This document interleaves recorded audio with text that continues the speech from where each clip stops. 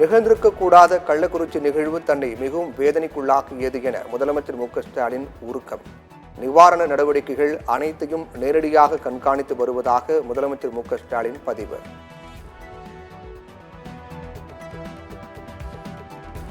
கள்ளச்சாராய வழக்கில் CBCID police வழக்கு பதிவு செய்து விசாரணை தீவிரம்.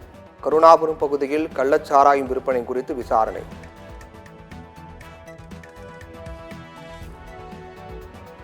கள்ளச்சாராய விற்பனையில் ஆளும் கட்சியினருக்கு தொடர்பு என எடப்பாடி பழனிசாமி குற்றச்சாட்டு. புகார் அளித்தும் காவல்துறை நடவடிக்கை எடுக்கவில்லை என எடப்பாடி பழனிசாமி விளக்கம்.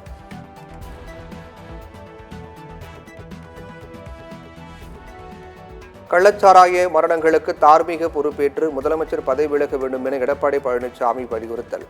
கள்ளக்குறிச்சி மருத்துவமனையில் சிகிச்சை இருப்பவர்களுக்கு எடப்பாடி பழனிசாமி ஆறுதல்.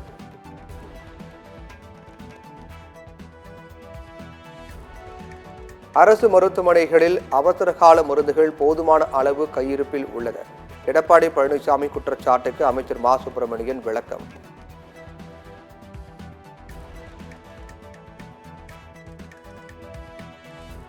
முதலமைச்சர் ராஜினாமா செய்ய வேண்டும் என்று எடப்பாடி பழனிசாமி கூறுவது அரசியல். கள்ளச்சாராயத்துக்கு காரணமானவர்களை யாரையும் விடக்கூடாது என பாலகிருஷ்ணன் பேட்டி.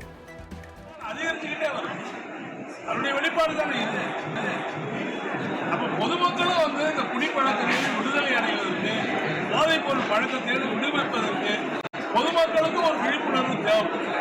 எனவே ஒட்டுமொத்தமாக எல்லா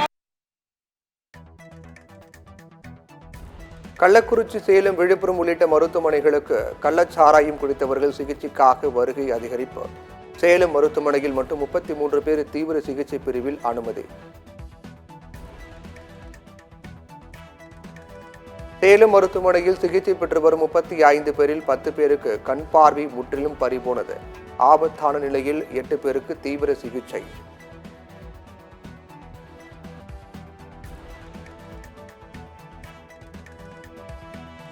கள்ளக்குறிச்சி விஷசாராய மரணம் தொடர்பாக விசாரணை ஆணையம் அமைத்தது தமிழக அரசு.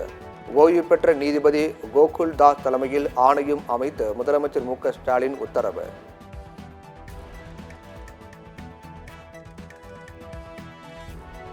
விஷசாராயம் குடித்து உயிரிழந்தவர்கள் குடும்பத்திற்கு தலா 10 லட்சம் ரூபாய் வழங்க முதலமைச்சர் உத்தரவு. மருத்துவமனையில் சிகிச்சை பெறுபவர்களுக்கு தலா 50,000 ரூபாய் வழங்கப்படும் என அறிவிப்பு.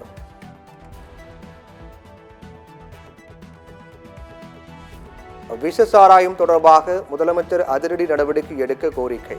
தொழிற்சாலைகளில் இருந்து எத்தனால் வெளியில் விற்கப்படுவதை தடுக்க கட்சித் தலைவர்கள் வலியுறுத்தல்.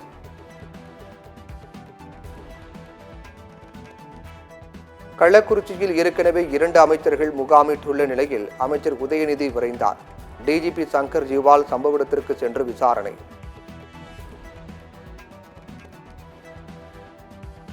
விஷசாராய விற்றது தொடர்பாக ஏற்கனவே 5 பேர் கைது செய்யப்பட்ட நிலையில் மேலும் 5 பேரிடம் விசாரணை. எத்தனால் விற்ற முக்கிய குற்றவாளி சின்னதுரை தலைமறைவு.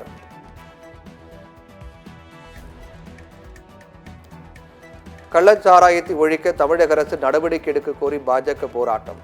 22ஆம் தேதி பாஜக மாநிலம் தழுவிய போராட்டம் என அறிவிப்பு.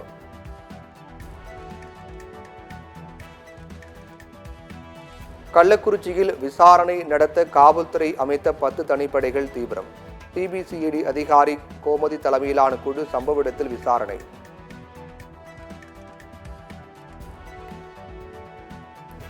கள்ளக்குறிச்சி விஷசாராய மரணத்தை சிபிஐ விசாரணைக்கு மாற்றக்கோரி சென்னை உயர்நீதிமன்றத்தில் மனு. அவசர வழக்காக நாளை விசாரணைக்கு ஏற்றது உயர்நீதிமன்றம். நீட் தேர்வு முறைகேடு தொடர்பாக 4 மனுக்களுக்கு தேசிய தேர்வு முகமை பதில் அளிக்க உச்சநீதிமன்றம் நோட்டீஸ். குஜராத், பீகார், ராஜஸ்தான் உள்ளிட்ட மாநிலங்களை சார்ந்த 50க்கும் மேற்பட்ட மாணவர்கள் தொடர்ந்த வழக்கில் உத்தரவு.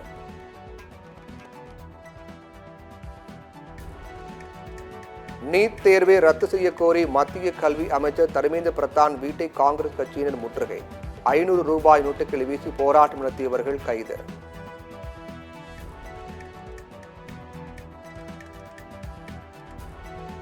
T20 உலகக்கோப்பை போட்டியில் இந்தியா, ஆப்கானிஸ்தான் அணிகள் இன்று பல பரீட்சை. சூப்பர் 8 சுற்றையும் வெற்றியுடன் தொடங்க இந்திய அணி தீவிரம்.